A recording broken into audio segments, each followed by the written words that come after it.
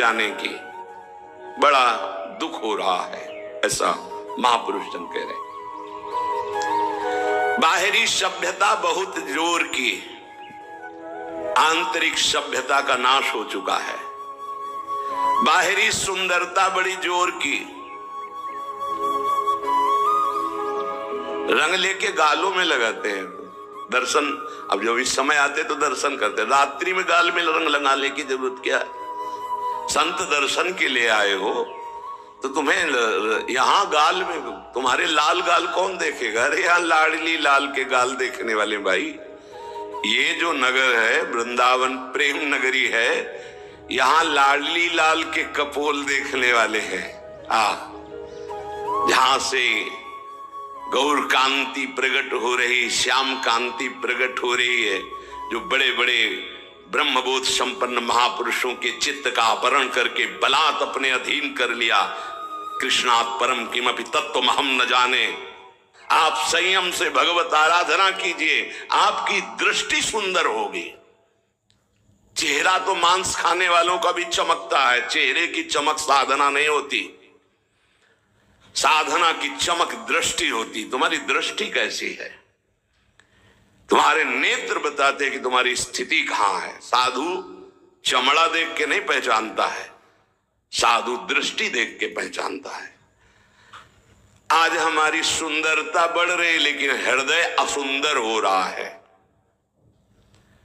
दंभ, व्यभिचार, मिथ्याभिमान, हिंसा, दुर्गुण, दुराचार, इनकी उन्नति होती जा रही है। आध्यात्मिक गुरुजनों के वचन, शास्त्र वचन, इनकी हत्या हो रही है। न गुरुजनों के वचन, न शास्त्र के वचन, इनका नाश किया जा रहा है, माना नहीं जा रहा। धन्य भाग है जो मान रहे हैं। सर्वव्यापी, सर्वप्रिय, सर्वमय, सर्वानंदमय प्रभु ने तुम्हें मानव देह भारत भूमि में खास करके इसलिए दी है कि तुम अपने दुखों को मिटाकर परम सुख में स्थित हो जाओ। उसके लिए एक सीमाएं रखी गई हैं धर्म की, भोगों को सीमा में बांध दिया गया है।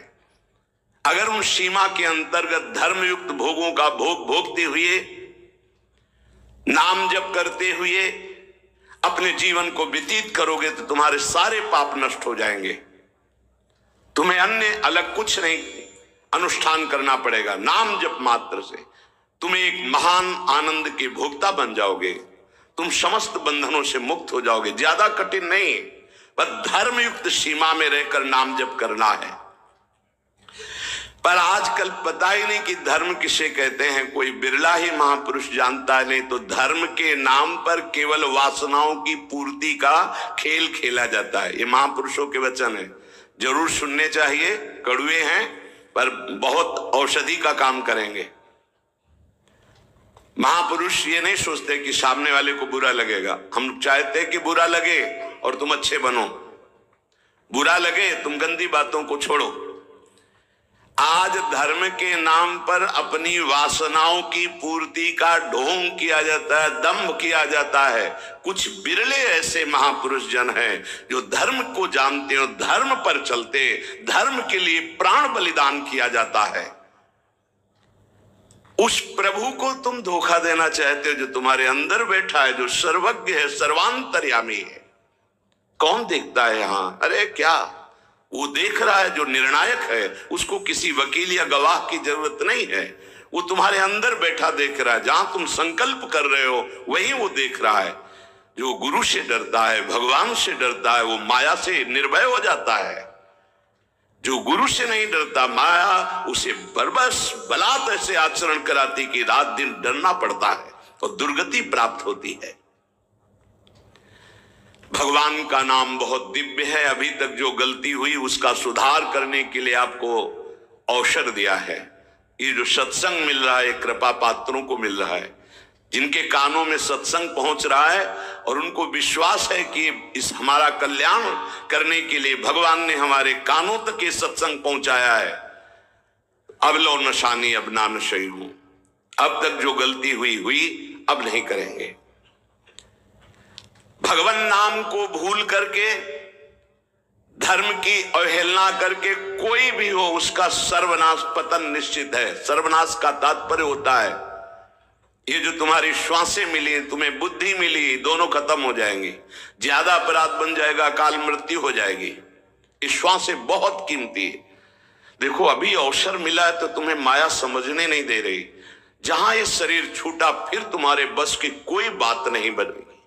तुमको जबरदस्ती अवश्य में भोक्तव्यम कृतम कर्म शुभाशुभम, दंड भोग। जब जेल मिल जाती है ना तब तुम्हारी कुछ नहीं चलेगी। जो वहां का सिद्धांत है उसके अनुसार चलोगे, नहीं तो और दंड पे दंड भोगना पड़ेगा। फिर 83,99,999 योनियां, इनमें कौन सी योनि है जिसमें सुख मिल पावे? केवल क्लेश ही क्लेश। अपनी बात नहीं कह सकते, अपनी रक्षा नहीं कर सकते, अपने कल्याण के लिए कुछ सोच नहीं सकते किसी भी योनि में, चाहे देवता क्यों न बने हो।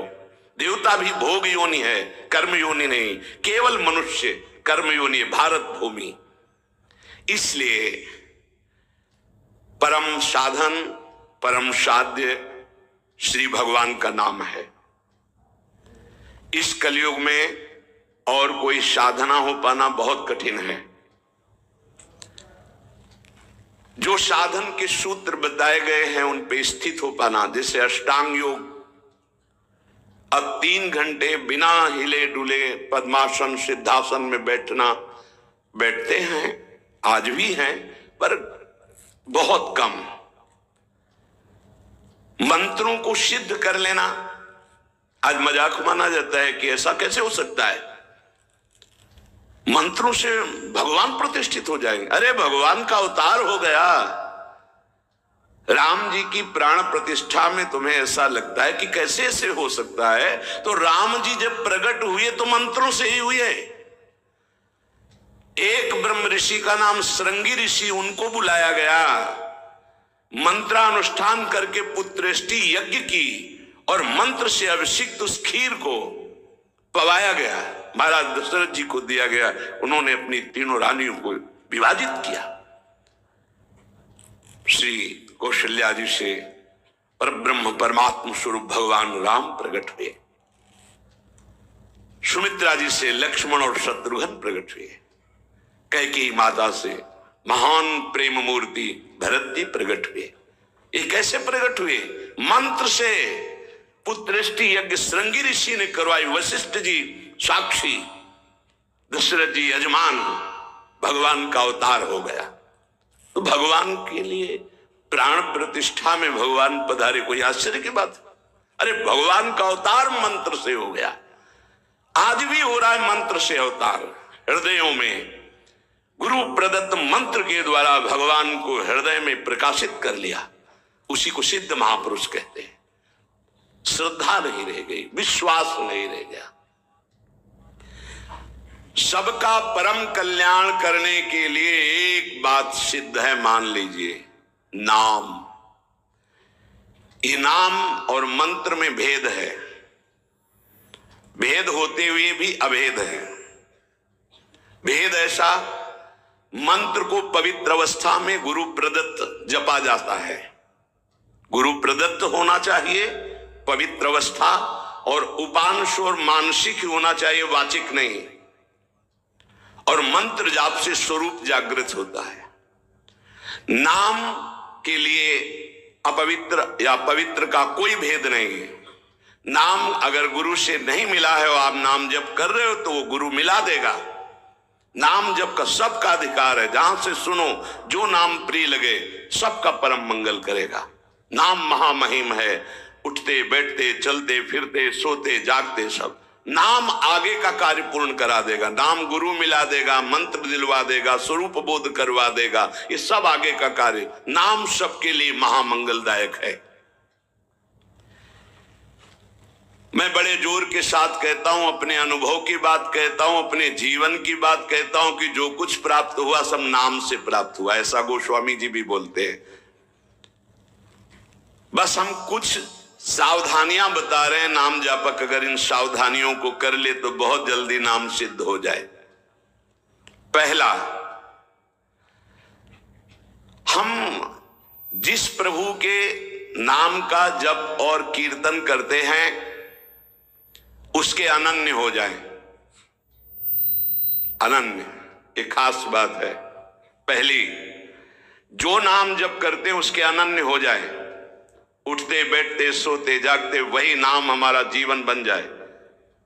बस ये बहुत खास बात है, इसलिए जल्दी इस पे स्थित नहीं हो पाते। जो लोग ये कहते हैं कि मैं तो बहुत से नाम जपता हूं, तो उनको गुरु कृपा प्राप्त नहीं हुई। अभी देख लेना, जिस दिन गुरु कृपा प्राप्त होगी तो आप समिट जाओगे। गुरु कृपा प्राप्त होने का ये प्रभाव होता है कि वो गुरु प्रदत्त नाम और मंत्र में अनन्य हो जाता है, हो ही जाता है, स्वाभाविक हो जाता है। पर जिसको नाम सिद्ध करना है उसको उस नाम के अनन्य होना होगा। जो नाम कीर्तन करते हो, जो नाम जप करते हो, उसके अनन्य हो जाओ। एक ही परमात्मा है, उसके नाम अनंत है, लेकिन अनंत नाम नहीं जपे जा सकते।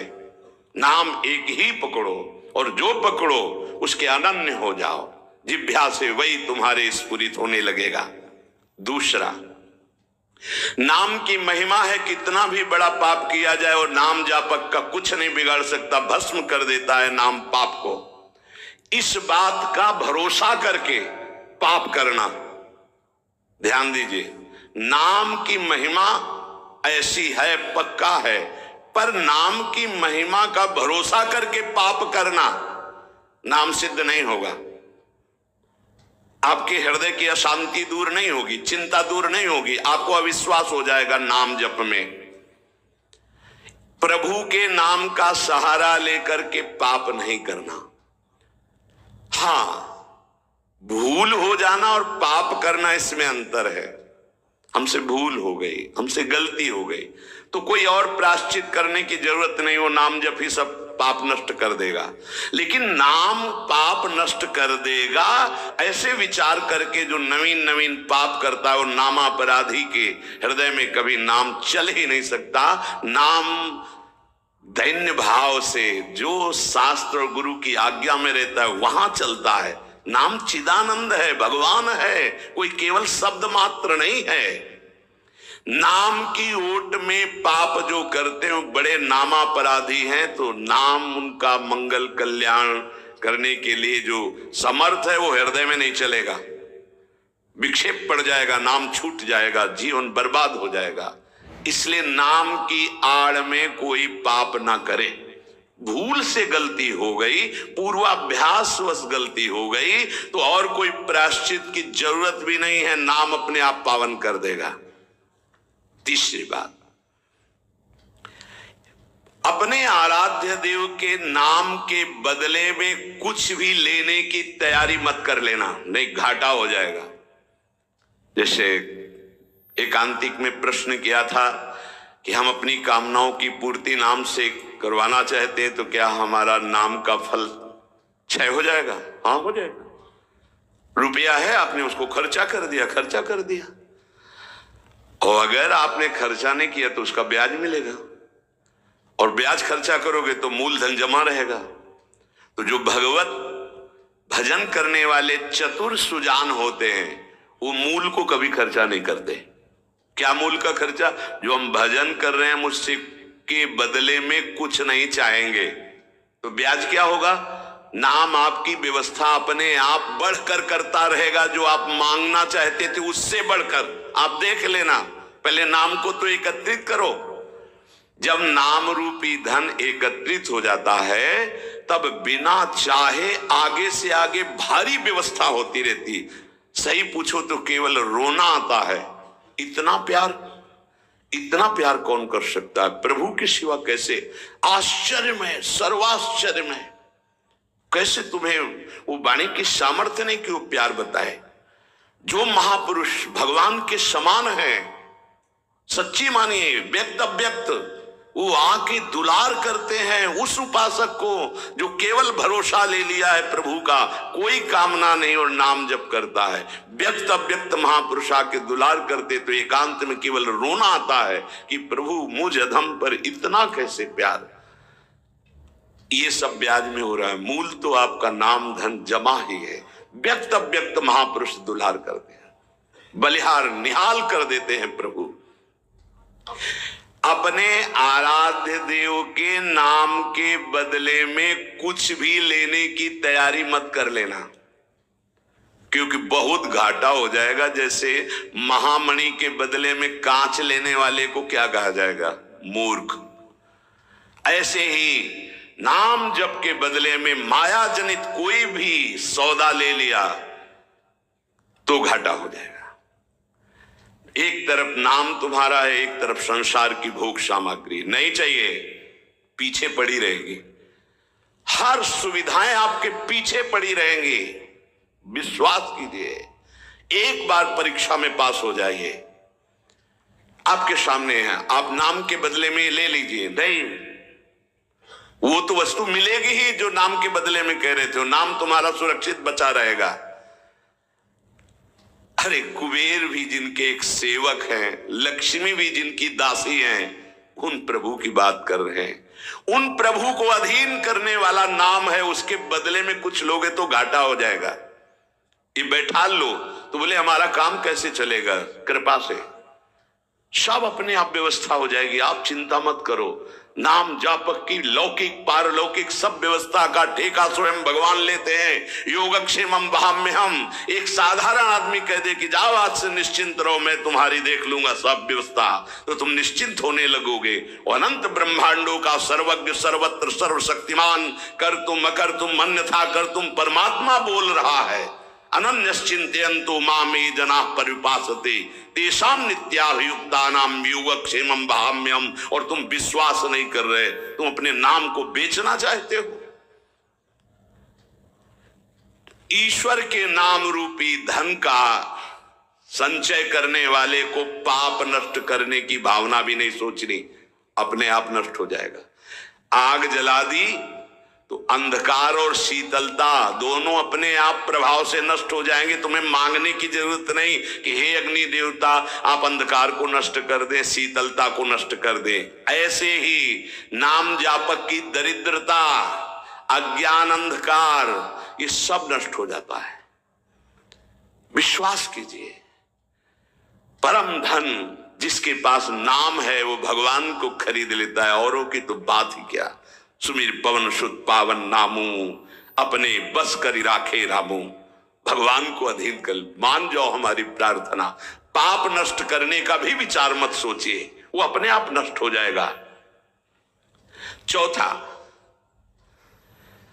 अपने आराध्य देव के नाम से बढ़कर और कोई साधन मान लेना, तभी नाम छूट जाएगा।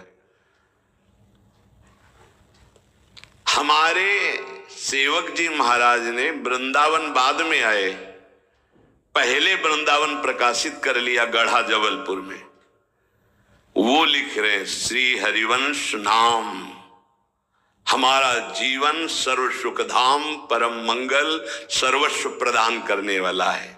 श्री हरिवंश नाम नित कहो, नाम प्रताप नाम फल लहो, नाम हमारी गति सदा। हरिवंश नाम बिसरे न छिन, श्री हरिवंश सहाय भल। हरिवंश हरिवंश हरिवंश। तो आचार्य आ गए, निज मंत्र दे दिया, वृंदावन प्रकाशित हो गया, नित्य विहार लीला में प्रवेश हो गया, सब नाम से हो गया। तब आए वृंदावन। अपने परम प्रीतम के नाम के आगे फिर कोई साधन नहीं। अगर किसी अन्य साधन में महत्व बुद्धि हो गई तो नाम छूट जाएगा। नाम सिद्ध करने के ये उपाय हैं, बहुत बड़े महापुरुषों के वचन है। हमारे को जो गुरुदेव ने नाम दिया, इससे बड़ा कोई साधन नहीं। सब सेवा आदि चल, पर नाम नहीं छूटेगा। अगर हम किसी अन्य साधन पर मात्र बुद्धि कर लेंगे तो नाम छूट जाएगा। पांचवा, नाम जापक को दिखावा बिल्कुल नहीं करना चाहिए। नाम में एक रोग लग जाता है दंभ का, बनावटी पना। जहां दंभाया तो नाम अंतर ध्यान हो जाता है, दाम्भिक की प्रापंचिक गति हो जाती है, प्रपंच में फंस जाता है। इसकी कई बार संकेत में चर्चा हुई है। ये दंभ बहुत हानिकारक है। प्रभु का नाम प्रभु के प्रेम के लिए, केवल प्रभु को रिझाने के लिए है। अगर कहीं बनावटीपना, दिखावटीपना आ गया, दूसरों को प्रभावित करने की बात आ गई, तो दंभ आ जाएगा। यह दंभ बहुत बड़ा आपका परमार्थ नाशक रोग है। ये बड़े बड़ों के अंदर आ जाता है। इस बात का पता लगना बड़ा कठिन हो जाता है कि दंभ आ गया है। इस दंभ के दोष से बचने के लिए किसी महापुरुष के अनुशासन में रहने की आवश्यकता है। इस दंभ को हम विनोद भाषा में कह सकते हैं बगुला भक्ति, दिखावटीपना। बगुला एक टांग पे खड़ा है, ऐसा लग रहा है जल में समाधिस्थ हो रहा है, लेकिन उसकी दृष्टि मछली पे है, वो समाधिस्थ नहीं है। और जहां मछली आई खट्टे से कहा फिर वैसे ही बैठ गया। जिसकी दृष्टि विषय भोग पर होती है, विषयों पर होती है, मान प्रतिष्ठा पे होती है, वो दंभ भक्ति में लग गया, अब वो नष्ट कर देगा। दंभ दोष से बचना बहुत आवश्यकता की बात है। जिसको अंदर से नाटक करने का स्वभाव बन गया है, मान बड़ाई प्राप्त करने के लिए, अपने को सिद्ध बताने के लिए, वो दंभी हो जाता है। दंभी किसी और को धोखा नहीं दे रहा है, वो अपने आप को धोखा दे रहा है। वो बहुत ही मूर्खता पूर्वक अपने धन को खो रहा है। सर्वदर्शी भगवान को भला धोखा कौन दे सकता है? हम कह सकते हैं कि वो धूर्त जो दंभ और पाखंड कर रहा है, वो अपनी वासनाओं की पूर्ति के लिए सिद्ध बनना चाहता है, वो बहुत बुरी तरह भ्रष्ट हो जाता है। देखो ये बातें महापुरुष जन, गुरुजन बोल रहे हैं, बहुत सावधानी से हृदय में धारण करना है। जो दंभी होता है वो पाप करने से संकोच नहीं करता, उसका पाप चिरमित्र बन जाता है, चिरंजीवी मित्र। मतलब जब तक जिएगा पाप करेगा। बहुत ये चूक हो जाती है, दंभ नहीं होना चाहिए। गलती हो जाए हम हृदय से स्वीकार करते हैं, आगे बढ़ जाओगे। अब हम तो भजन करते हैं, भजन के बल से सारे पाप नष्ट कर देंगे, या किसी भी तरह का कोई नाटक प्रदर्शन करना, बहुत जोर का दंभ बढ़ जाता है। ऐसे नाटक होने लगते हैं कि लगता है भगवान इनको औषधि की जरूरत है, पक्का दिमाग खिसक गया है, इनको औषधि की जरूरत है। ऐसा शास्त्र सम्मत सिद्ध नहीं होता। खूब भगवदानंद में, ब्रह्मानंद में डूबे हुए सिद्धों के दर्शन किए हैं। दंभ अपने आप को भुलावे में डाल करके नष्ट कर देता है। दंभी को पापों से घृणा नहीं होती, दंभी को दिखावे में बहुत रति हो जाती, जिससे लोग कहें। देखो जब सच्ची भक्ति करोगे तुम्हें लोग कहेंगे भक्त, भजनानंदी, या कोई महान शब्द से संबोधन करेंगे तो तुम्हें चुभेगा, तुम्हें संकोच होगा, तुम्हें कैसा लगेगा कौन सा पाप बन गया कि मैंने ये बात अपने कान से सुन ली। सच्ची कहते हैं, हृदय जलेगा कि भगवान कौन सा अपराध बन गया है जो सम्मान रूपी विष पिलाया जा रहा है, कौन सा अपराध बन गया जो ऐसे शब्द सुनाए जा रहे हैं, जैसे कोई कि किशोरी जी की बड़ी कृपा, ऐसा ऐसा। हाँ तो अच्छा लगा। जैसे कोई ऐसा सामने सम्मान सूचक शब्द, तो एक अंदर झुलझुलाहट पैदा होती है। क्या तुम तो जानते नहीं हो? अरे जिनकी एक लवलेश कृपा मात्र से उनको देखो, तुम क्या समझते हो? कुछ नहीं है, इधर कुछ नहीं है, पर्दे में कुछ नहीं है, रंग पीछे से पड़ रहा है। अगर वो पीछे का रंग बंद हो जाए तो पर्दा एकदम शांत हो जाएगा, कोई चित्र नहीं चलेगा। ये जो चित्र की विचित्रता है पीछे से है। भगवत प्रकाश आ रहा है, गुरु प्रकाश आ रहा है, उसको देखो। उपासक उसको देखता है, इसलिए सदैव दैन्य रहता है कि सामने तुम्हें पर्दा दिखाई दे रहा है लेकिन पीछे गुरु प्रताप है, पीछे इष्ट प्रताप है, उपासक इष्ट प्रताप को देखता है। जैसे रहीमदास जी का बड़ा यश हो रहा था, वो स्वर्ण मुद्राएं बांट रहे थे, तो ऐसे बांट रहे थे। किसी ने पूछा कि प्रभु आप नेत्र नीचे करके क्यों बांट रहे हैं? तो उनका देनहार कोई और है, देत रहत दिन रैन, लोग भरम मोपे करे, तासो नीचे नैन। देने वाला तो कोई और है, उससे कोई जय जयकार कर नहीं रहा। मेरे नेत्र इसलिए नीचे है कि देने वाले को देख नहीं पा रहे हो, लोग भरम मोपे करें कि रहीमदास जी बांट रहे, इसलिए मेरे शर्म के कारण नेत्र नीचे। देनहार तो कोई और है जो रात दिन दे रहा। इस समय भगवान चित्रकूट में अनुसुईया जी के आश्रम में विराजमान है। अत्रि मुनि ने बड़ा सुंदर विनय करके प्रार्थना की कि प्रभु हमने अपनी तपस्या और साधना का आज फल प्राप्त कर लिया, भर नेत्र आपके दर्शन किए। फिर अनुसुईया जी के चरणों में सियाजू ने प्रणाम किया। सियाजू को निमित्त बनाकर अनुसुईया जी, जगत में वही स्त्री परम धन्य है जो पातिव्रत धर्म को धारण करती है, जैसे जगत में वही पुरुष धन्य है जो वैराग्य युक्त अंदर से राग रहित होकर कहीं भी हो, चाहे ग्रस्त में हो या विरक्त में हो, भगवान का स्मरण करते हुए भगवत समर्पित जीवन है। ऐसे लिए स्त्री के लिए एक सुदृढ़ भगवत प्राप्ति का मार्ग है जो घर परिवार में रह रही अपने पति में भगवान की भावना करना। मेरे पति ही मेरे भगवान हैं, ऐसी भावना से आठों पहर उनकी आज्ञा में रहना। जैसे कोई प्रश्न कर सकता है कि अगर पति ही दुराचारी हो तो शास्त्रों में वर्णन किया गया है कि आप अपने भाव रखिए और फिर विधान जैसा होगा अपने आप दूरी बना दे, क्योंकि आप और आपके पति के बीच में भगवान का भाव है ना, वो संभाल लेंगे, वो आपको बचा लेंगे, वो आपको दूर कर देंगे। ऐसा भी हो सकता है।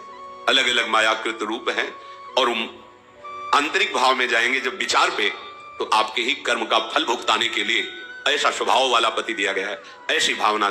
तो हमारे कर्म निश्चित, अपने कर्म के प्रभाव से ही पति का वर्ण होता है।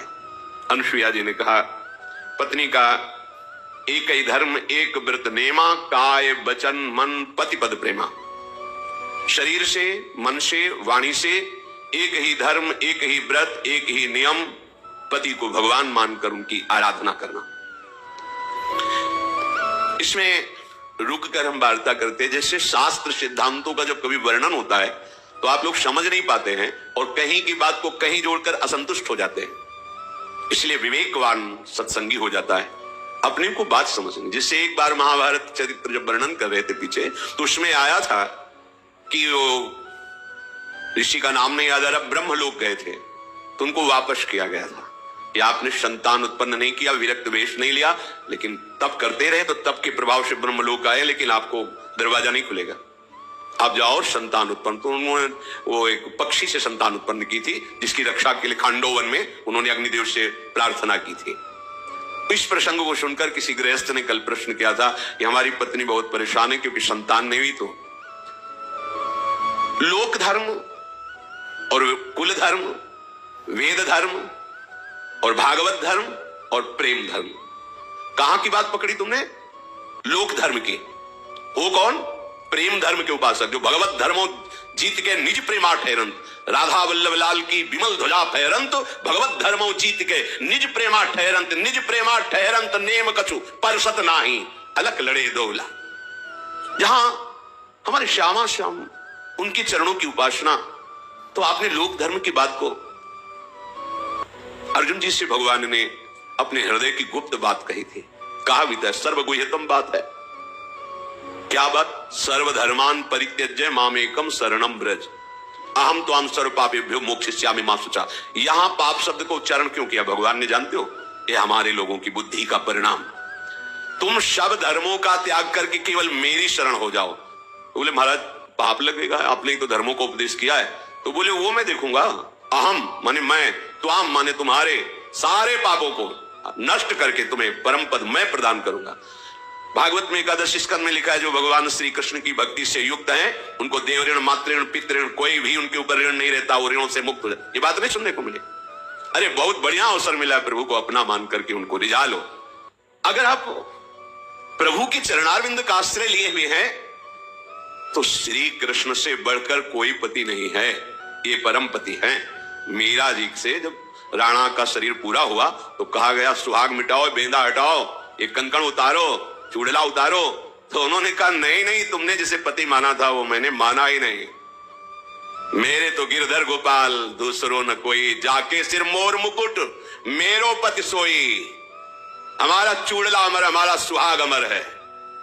अगर आप वैष्णव हैं, भगवत अनुरागी हैं, प्रियालाल की शरण में हैं, लौकिक सिद्धांतों की जहां चर्चा हो रही हो वहां प्रणाम करके सुनना है, पर यह ध्यान रखना है कि हमें जाना कहां है। इस समय 12 बजे हैं, ये ट्रेन हावड़ा स्टेशन से यहां आई है, छूट करके लखनऊ जा रही, सुन के तो उसमें चढ़ जाओगे क्या? तुम्हें पता नहीं तुम कहां किस स्टेशन में जाना है, कौन सी ट्रेन में बैठ, बोले वो आवाज दी ना उस ट्रेन में बैठ गए, तो पागल माने जाओगे कि नहीं माने जाओगे?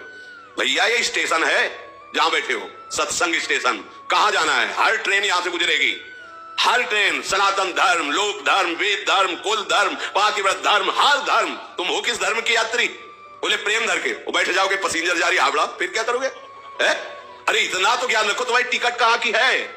तुम्हें निकुंज जाना है, तुम हो यात्री कहां के? हाई क्लास, वातानुकूलित कक्ष के, जनसाधारण में घुस के मत बैठ जाना।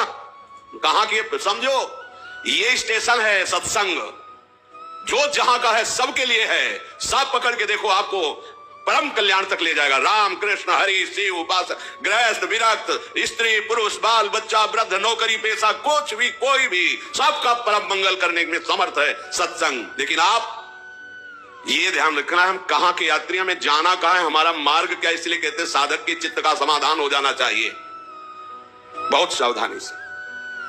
जहां लोक धर्म की, वेद धर्म की, कुल धर्म की, अन्य धर्मों की चर्चा है, महामहिम है, सुन रहे हैं, लेकिन अब वो स्टेशन में बैठे नहीं सुनाई देता।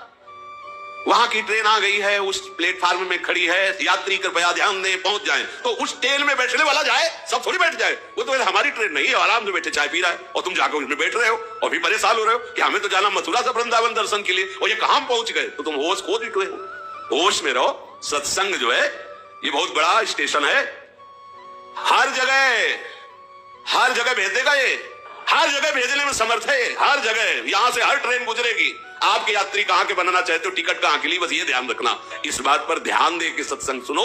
सत्संग अमोघ वर्षा हो रही है। जैसे स्वाति का बूंद चातक के लिए जीवन होता है, केले पे पड़ जाता है कपूर बन जाता है, और मोती सीप में पहुंचते ही वो मोती बन जाता है, और सांप के मुख में पहुंचते विशाल जहर बन जाता है। वही बूंद अधिकारानुसार जहां जहां पहुंचा, वही स्वाति का बूंद अपना रूप धारण कर, इस सत्संग के मोती हैं, बिखरे मोती समेट करके तुम्हारे सामने फेंके जाते हैं। तुम किस अधिकार से स्वीकार करते हो? सावधान होते हुए तुम जिस मार्ग के पति को, अपनी बात को समझना है। वो कहे तो सत्संग है, सर्व मंगल करने वाला है, हमें सुनना है, पर हमें गहना वही है। देखो महापुरुषन ने सब रस गायो, देखनो ये है कि उनको हियो कहां ठहरानो, जहां हियो ठहरानो तहां गहनो। हमें पकड़ना है, हम किस मार्ग के पति क्या, हमारा मार्ग क्या है। उत्तम जो पतिव्रता होती है उसमें अपने लोग भी सम्मिलित हैं। हरिवंश पतिव्रत है जिनके, सुख संपत्ति दंपति जो जिनके। जैसे एक पतिव्रता अपने पति के सिवा जगत में कोई पुरुष ऐसा काम भाव से देखती नहीं, जानती ही नहीं। पुरुष शब्द केवल अपने पति के लिए, पूरी सृष्टि में उसके हृदय में है ही नहीं भाव कि कोई पुरुष है, ऐसा भाव ही नहीं। जैसे उत्तम महाभागवत के हृदय में अपने आराध्य देव के सिवा और कोई है, ऐसा भाव ही नहीं होता। केवल अपने चिद चिद लक्षणम सर्वम राधा कृष्णमयम जगत, जित देखूं तित श्याममयी है। ये उत्तम पतिव्रता का लक्षण, अपने केवल पति में ही प्रेम। द्वितीय मध्यम परपति देखे ही कैसे, जो मध्यम कोटि उसको दिखाई देता है, पर भ्राता पिता पुत्र जैसे, अपने बराबर है तो भाई जैसा भाव, अपने से बुजुर्ग है तो पिता जैसा भाव, छोटा है तो पुत्र जैसा भाव, पति भाव केवल अपने प्रीतम में। तीसरी कोटि की पतिव्रता, मेरा धर्म है कि मैं संयम से रहूं, मेरी कुल परंपरा में कभी दाग न लगे, उसे तीसरी कोटि की परंपरा की पतिव्रता कहते हैं, जो ऐसा विचार कर धर्म पूर्वक जीवन निर्वाह करती है। चौथी अवसर नहीं है और भय है, पूरा जीवन धर्म से निर्वाह हो गया, वो भी पतिव्रता ही कही जाती है। पर उत्तम बात यह है कि कोई और दूसरा है ही नहीं, ऐसा भाव रहना। जो अपने पति के आश्रय का त्याग करके परपति से रति करती है, वो एक क्षण सुख के लिए करोड़ों नरकों की यातना सहने की बात तैयार कर लेती है। पति वंचक परपति रति करई, रो रो नरक कल्प शत, ऐसे पुरुष के लिए है। जो व्यभिचारी स्वभाव बना लेता है, बड़ी दुर्गति होती है। वो पढ़ा है उसमें कि लोहे के जलते हुए लाल खंबे, स्त्री आकृति पुरुष आकृति, उसमें मरना तो वहां है नहीं, बहुत सावधान। जन सुख लागे जन्म शतकोटि, एक क्षणिक भ्रमात्मक सुख के लिए करोड़ों जन्मों का दुख मोल ले लेना। कल किसी ने सुनाया था, लिखा है, आप तो बाबा जी आप क्या जानो बच्चा ना होने पर कैसा दुख होता है, लोग हमें कितना गालियां देते हो, क्या क्या कहते हैं, तुम्हें इसका तुम तो समझा दिए केवल, हम तो हमारे हृदय नहीं है, तुम अपने बच्चे से जितना प्यार करते हो उससे करोड़ गुना बढ़कर तुमसे प्यार करते हैं हम, तुम्हारा प्यार स्वार्थ युक्त है, इसलिए तुम केवल एक सीमा में रखे हो ना, एक पत्नी हो, भाई हो, दादा हो, चाचा, इतने में। और हमारा प्रभु हर मंदिर में, हृदय मंदिर में विराजमान है। आप क्या समझते हो, संतों को क्या समझते हो, रूखी बातें बोलते हैं क्या, कि आप फुसलाने वाली बातें बोलते, तुम हमारी आत्मा हो, तुम अपने पुत्र को भी अपनी आत्मा की तरह प्यार नहीं कर सकते, केवल मोह जनित प्यार है। जो भगवान के चरणारविंद के आसक्त जन होते हैं, संपूर्ण चराचर जगत में अपने आत्मस्वरूप प्रीतम तो को देखकर प्यार करते हैं। अरे भूल जा, ये लौकिक धर्मों को भूल जा, उस धर्म में आ जिसके बाद आवागमन छूट जाता है। सो सब धर्म करम चढ़ जाऊ, जहां राम पद पंकज भाऊ। क्यों भूल रहे हो, सर्वलोक महेश्वर भगवान कहते हैं मुझे जिस भाव से चाहो मैं उसी भाव से मिलूंगा। तो तुम भगवान को अपना पुत्र मान लो, संसारिक गोदनामा में लोगे, कौन स्वभाव कौन सा उसके अंदर भाव वाला, कैसा कैसा, लेकिन सच्चिदानंद भाव वाले प्रभु को अगर तुम्हारी गोद में न खेलने लगे तो हमें बताना, भाव कर लो केवल। भावोत्सवेन भजताम रस काम धेनु है हमारे युगल सरकार।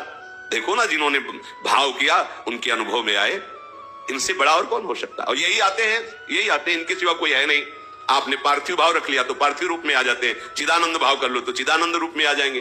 कोई शोक की गुंजाइश नहीं है। मनुष्य शरीर भगवत प्राप्ति के लिए मिला है। यदि संतान नहीं है, परिवार की कुल वृद्धि वाला नहीं, तो हमारा कुल कभी नष्ट नहीं होने वाला। तुम्हें हम पीढ़ी दिखाते हैं, हरि नाभि कमल से ब्रह्मा, ब्रह्मा से प्रजापति, ब्रह्मा से ये पूरी सृष्टि हमारा परिवार है। काहे को एक 4 हाथ की दीवार में परिवार को सीमित कर रहे हो। हमारा परिवार कभी नष्ट नहीं हो सकता, ये सब परिवार ही तो है। तुमने एक सीमा बांध ली एक छोटे से घर में, एक 4 लोगों के बीच में कि ये मेरा परिवार है। नहीं, चराचर जगत का स्वामी तुम्हारा मालिक है, तुम्हारा पितामह है, उससे सारी सृष्टि पैदा हुई है। तो हुए नाम सब कमल में ही ब्रह्मा जी, और ब्रह्मा जी के द्वारा ही सारी सृष्टि। तो हम एक ही बाप की तो संतान है। ऊपर पहुंचो, ब्रह्मा जी को कहा गया पितामह, बाप के बाप के बाप के बाप है सबसे बड़े, और उन्हीं के हम सब बच्चे हैं। तो हम हुए कौन, उन्हीं के तो हुए ना। तो ये सब कौन हुआ, हमारा परिवार ही हुआ। तन कितनी छोटी बुद्धि, हमारे गर्भ से हो तो हमारा कल्याण होगा। भगवान हमारे हैं, दूसरा कोई न था, न है, न रहेगा। और राधा राधा राधा परम पद मिलेगा। बिल्कुल चिंता मत करो, ये भय अंदर मत रखो। लोक धर्म है तो उसे भी भगवत समर्पित कर दो, अगर नहीं है तो गर्ज रहा है भागवत धर्म, प्रेम धर्म। चिंता क्यों करते हो, चिंतन करो, प्रभु का भी परमानंद की अनुभूति हो जाएगी। कैसे, तुम्हें अगर सबसे बड़े जनों का उदाहरण न दे तो फिर आपकी समझ में नहीं आएगा। हम सब उन्हीं महापुरुषों के द्वारा पोषित हैं जिस मार्ग में आचार्य जन चले। विष्णु प्रिया जी के माता शची के पुत्र हुए, एक तो सन्यासी बन के अंतर ध्यान हो गए पहले ही, फिर महाप्रभु भी सन्यास ले लिए। कहां है वो सब, नहीं है कुल परंपरा, लाखों करोड़ों असंख्यों उन्हीं के तो पुत्र हैं। हरे कृष्ण कृष्ण कृष्ण, यह है परंपरा। किनकी संतान हैं आप पूछो महापुरुषों, कहेंगे हम नित्यानंद वंशी हैं, हम अमुक वंश, उन्हीं के तो हम सब हैं। एक छोटी सी सीमा में हम अपने कुल को मान लेते हैं। पूरा विश्व ब्रह्मांड में कृष्ण नाम जो जय को घोष प्राप्त हो रहा, कैसा आप देखो ना, बस एक सीमित बुद्धि से आप असंतुष्ट हो जाते हैं। मेरा नहीं, इसको और बढ़ाओ, मेरा, इसको इतना बढ़ाओ कि इस मेरा में सब समा जाए और कुछ बचे ना। सच्ची बात कह रहे हैं, काम बन जाएगा। ये छोटी छोटी बातों, अगर संतान मात्र होने से परम पद मिल जाता तो आप सबके माथे पे मुकुट रख के सिंहासन में बैठ के परम पद में पहुंच जाते। बिना हरि भजन के कल्याण शब्द नहीं है, मंगल नहीं है। बोले वंश परंपरा, फिर भूल मत करो, हम एक ही वंश के हैं, बंसी वाले के वंश के हैं, उसी का सारा वंश है। बेकार ये बीच में हम लोग क्या कहते हैं, हम हरिवंश हैं, हरि के वंश, और नहीं है, हम सब हरि के वंश के। किसने प्रकट किया, हमारे बाप का बाप कौन है, आप हैं। ये भूल छोटी छोटी बातों में मत करो, आगे बढ़ो। अगर सत्संग नहीं मिला है तो भले कुढ़ते रहो ये बातें लेके। वो क्या कहते, ड्राफ्ट लेना, ड्राफ्ट क्या कहते, गोदनामा तो धुंधुकारी का लिया था, धुंधुली ने, पढ़ के देख लो। जब हमारे भाग्य में नहीं तो हम गोद में लेके क्या करेंगे। अगर उनको देना था तो यहां से पैदा करते, नहीं दिया है तो उन्हीं को बनाएंगे। तुम ही आओ, दूसरा नहीं, आओ। हमारे नेत्र गोचर बनो, और हम जिस भाव से चाहेंगे आपको उस भाव से खेलना होगा हमारे संग। आप ही निहाल हो जाओगे, निहाल हो जाओगे। और वो पार्थिव बुद्धि समझ में नहीं आता, कैसे समझाएं। लाडले हरि के सिवा कोई है ले, इन्हीं को बना लो, इन्हीं को दूल्हा बना लो, इन्हीं को मित्र बना लो, इन्हीं को स्वामी बना लो, इन्हीं को पुत्र बना लो, इनको गुरु बना लो, इनको शिष्य बना लो। सब में राजी। संदीपनी जी ऊपर बैठे हो महाराज, जगत गुरु नीचे बैठे हुए, जिनकी श्वासों से वेदों का प्रादुर्भाव हुआ, वो हाथ जोड़े सुन रहे, शिष्य बने हुए, ये सब कुछ बनने के लिए तैयार है। श्री अनुसुईया जी ने सियाजू को पातिव्रत धर्म का उपदेश देकर कहा कि ये तो मैंने संसार के हित के लिए कहा है। सुन सीता तब नाम सुमिरि नारी पतिव्रत करही, तो ही प्राण प्रिय राम कहूं कथा संसार हित। हे सीता, तुम्हारा नाम स्मरण करके स्त्रियां पातिव्रत धर्म में स्थित हो जाएंगी, पातिव्रत धर्म का पालन करेंगी। तुम्हें तो श्री राम प्राणों से भी अधिक प्रिय है। ये पातिव्रत धर्म की शिक्षा तो मैंने संसार के लिए दी, अनुसुईया जी ने कहा। जानकी जी ने सुनकर परम सुख पाया, आदर पूर्वक अनुसुईया जी के चरणों में सिर नवाया। तब कृपा की खान भगवान श्री राम जी ने अत्रि मुनि से कहा, अब आज्ञा हो तो मैं आगे वन को जाऊं। प्रभु मुझ पर निरंतर कृपा रखना, अपना सेवक जानना और कभी कभी स्मरण कर लेना। भगवान श्री राम जी कह रहे हैं, अपना सेवक जान के स्मरण कर लेना। ये सुन करके अत्रि जी प्रेम विकल हो गए। बोले, प्रभु आप हमसे कृपा की बात कर रहे हो? जासु कृपा अज शिव सनकादि, चहेत सकल परमारथ बादी। ते तुम राम अकाम पियारे, दीनु बंधु मृदु बचन उचारे। अब जानी मैं श्री चतुराई, भजी तुम्हें ही सब देव बिहाई। जे समान अतिशय नहीं कोई, ताकर शील कसनस होई। प्रभु आप हमसे कहते कृपा कीजिए।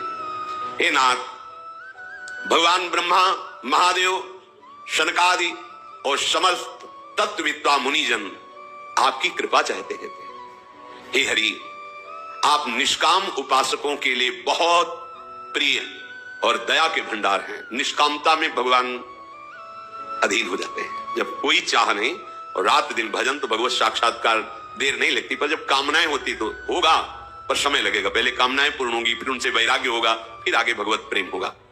अब मैंने जाना कि लक्ष्मी जी ने सबको त्याग कर आपके ही चरणों का क्यों आश्रय लिया। ओहो, आपके समान कोई नहीं है, फिर आपसे बड़ा कौन हो सकता है? और आपके ऐसे दैन्य वचन प्रभु, मैं किस प्रकार से कहूं कि मेरे कौन से सौभाग्य उदय हुए कि आप मेरे नेत्र गोचर हुए। अब मैं कैसे कहूं कि आप जाओ?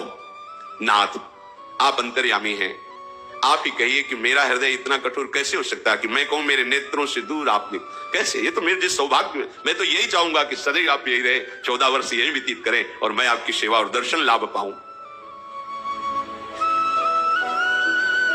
ये अत्रि मुनि जी भगवान श्री राम से विनय कर रहे। जो वास्तविक प्रभु से ऐसा ही प्यार करता है, कलयुग कोई प्रभाव नहीं डाल पाता। ये कलयुग का सब प्रभाव है। कठिन काल मल कोश, धर्म न ज्ञान न जोग जप। ये कलयुग का प्रभाव क्या करेगा? आपको धर्म से नहीं चलने देगा, योग से नहीं चलने देगा, ज्ञान नहीं रहने देगा, जप नहीं करने देगा। इसका प्रभाव है। जैसे गर्मी का प्रभाव तो सबको लगता है ना, ऐसे इसका प्रभाव है कलयुग का। पर इसका प्रभाव उनके ऊपर नहीं पड़ेगा जो परिहरि सकल भरोस, रामई भजई ते चतुर नर। जो किसी और की आशा न करके एकमात्र श्री भगवान का भरोसा लेके भजन करते हैं, कोई भी कलिकाल का प्रभाव उसके ऊपर, माया का प्रभाव नहीं पड़ेगा। प्रभु ने मुनि को नमन किया और वन में आगे के लिए बढ़े। आगे आगे भगवान श्री राम जी हैं, सबसे पीछे लक्ष्मण जी हैं, बीच में सियाजू चल रहे हैं। उभय बीच श्री सोहई कैसी, ब्रह्म जीव बिच माया जैसी। आगे आगे राम जी, पीछे पीछे लक्ष्मण जी, बीच में सियाजू। तो ऐसा लग रहा है जैसे सामने ब्रह्म, पीछे जीव और बीच में महामाया विराजमान हो। दुर्गम नदी, वन, पर्वत, घाटियों को आगे छोड़ते हुए प्रभु बढ़ रहे। भूमि अपने आप रास्ता दे देती, लताएं अपने आप हटने लगती हैं, इधर से जाओ प्रभु। जहां जहां प्रभु चल रहे हैं आकाश में बादल छाया कर देते हैं। आगे बढ़े तो एक भयानक आवाज आई। प्रभु ने सावधान किया, लक्ष्मण सावधान, ये किसी राक्षस की आवाज है। देखा तो विराध नाम का राक्षस सामने से आ रहा है। तत्काल भगवान श्री राम ने सारंग धनुष पर अमोघ बाण संधान करके उसे मारा। वो मरते ही दिव्य भगवत स्वरूप हरि रूप को प्राप्त हो गया और भगवान के परम धाम को गया। ये जो गति ऋषियों की वही गति राक्षसों की। भगवान के अवतार में विशेष लाभ मिलता है। फिर वहां से प्रभु आगे बढ़े तो सरभंग जी महाराज का आश्रम था। आश्रम के बाहर निकल करके जे ही देखा कि भगवान श्री राम वह खड़े देखते ही रह गए। प्रभु नजदीक गए, हाथ जोड़ करके मुनि ने कहा, कहे मुनि सुनु रघुबीर कृपाला, शंकर मानस राज मराला, जात रहूं बिरंची के धामा, सुने श्रवण बन ऐ रामा, चितवत पंथ रहूं दिन राती, अब प्रभु देखी जुड़ानी छाती। बोले प्रभु, मैं अपने तपोबल से ब्रह्मलोक जा रहा था, कुछ ऋषि मिलने आए थे। उन्होंने कहा क्यों जा रहे हो? भगवान श्री राम वनवास स्वीकार करके पधारेंगे यहां। बस उस दिन से मैं रोज रास्ता देख रहा हूं, कब प्रभु श्री राम आएंगे। चितवत पंथ रहूं दिन राती, अब प्रभु देख ही जुड़ानी छा। आज हृदय शीतल हो गया प्रभु आपको देखकर। प्रभु, मैं समस्त साधना से हीन हूं, यह है भगवत दर्शन करने का उपाय। थोड़ा भी अगर साधन का भी अहंकार रहेगा तो भगवत साक्षात्कार में विलंब रहेगा। जब तक अहंकार गलित नहीं होता तब तक भगवत साक्षात्कार नहीं होता। नाथ सकल साधन में हीना, कीन्ही कृपा जानी जन दीना, सो कछु देव न मोहि निहोरा, निजपन राख्यो जन मन चोरा। प्रभु, मैं समस्त साधनों से ही हूं। हे भगवान शंकर के मन रूपी मान सरोवर में विराजने वाले हंस, बस आपने जो दर्शन दिए ना, ये अपनी तरफ से आप कृपा करके दर्शन दिए, ये मेरी किसी साधना का फल नहीं है। देव, आपने अपनी कृपा से जो करुणा की है, इसमें कोई आप एहसान भी नहीं कर रहे हैं, क्योंकि आपका एक नाम है भक्त मन चोर। श्री राम जी से कह रहे, ब्रजे बसंतम नवनीत चोरम, गोपांगना नाम दुकूल चोरम। और आगे क्या है? अनेक जन्मार्जित पाप चोरम, चौराग्रगण्यम है, जो मन को चुरा लेते हैं, अनंत जन्मों के पापों को चुरा लेते हैं। क्या कह रहे? निजपन राख्यो, आपका प्रण है जनमन चोरा। सत्संग से हमारा विश्वास दृढ़ होता है। देखो, हमें विश्वास, हमारे प्रभु मन चोर, चित चोर, पर शब्द है जन मन चोर। जन, जो प्रभु के जन हो गए हैं, प्रभु के आश्रित हो गए, उनको ज्यादा चिंता नहीं करनी। हमारा मन नहीं लगता, हमारा मन, हमारा मन, हमारे प्रभु, हमारी श्यामा जो एक बार भी नहीं बोल रहे हमारा मन, हमारा मन, हमारा मन। नहीं नहीं नहीं, हमारा मन नहीं, प्रकृति का, हमारे तो प्रभु हैं। रही मन की बात, ये ठेका उनका है ना। अलग अलग एरिया का ठेका होता, चोर भी बटे होते हैं। तुम उस गली की चैन काटोगे, हम उस स्टेशन में चैन काटेंगे, ऐसे तो एरिया बटा है। अधर्म आचरण करने वालों का मन कलयुग और माया चुराती है, और जो भगवान की शरणागत है उनके मन को प्रभु चुराते हैं। निजपन राख्यो जनमन चोरा। कितनी विश्राम स्थिति आती जब ये बात विचार करो। मुझे मन की भी चिंता नहीं, वो चुरा लेंगे। मुझे अब मन का भी कोई ये जो उछल कूद हो रही कष्ट नहीं होना चाहिए। देख लेना प्रभु, जब आप समझना तब इसको चुरा लेना, क्योंकि ये आपका प्रण है। निजपन राख्यो, इसीलिए कह रहे कोई एहसान नहीं किया। बात समझ ली है? कितने अपनेपन की बात है। सो कछ देव न मोई नहीं हो रहा, ये मेरे ऊपर कोई आप एहसान नहीं कर रहे हो। क्यों? क्योंकि निजपन राख्यो जनमन चोरा, आपने अपने प्रण की रक्षा की है। आपका प्रण है अपने शरणागतों के मन को चुरा लेना। तो अब सुनो, हमारे सामने तब तक रहो जब तक मैं अपने प्राण नहीं त्याग देता। अभी अभी इसी क्षण, क्योंकि महापुरुष है। तब लगी रहू दीन हित लागी, जब लगी मिलहूं तुम्हीं तनु त्यागी। जोग यज्ञ जप तप व्रत कीन्हा, प्रभु कहाँ देई भगति बर लीन्हा। सीतानुज समेत प्रभु नील जलद तनु श्याम, मम ही बसहु निरंतर शगुन रूप श्री राम। आज तक हमने जो भी योग यज्ञ जप तप किया, व्रत किया, वो सब आपके चरणों में समर्पित करते हैं और मुझे आप अविरल भक्ति प्रदान कीजिए। हे नील मेघ कांति वाले श्याम सुंदर, आप लखन और सिया के सहित सदैव मेरे हृदय में विराजमान रहिए। ऐसा कह के भगवान के सामने ही अस कही जोग अग्नि तनु जारा, राम कृपा वैकुंठ सिधारा। ताते मुनि हरिलीन न भयऊ, प्रथम ही भेद भगति बर लयऊ। भगवान के सामने बैठ गए, तत्काल योगाग्नि का चिंतन किया, पूरा शरीर जलकर भस्म हो गया।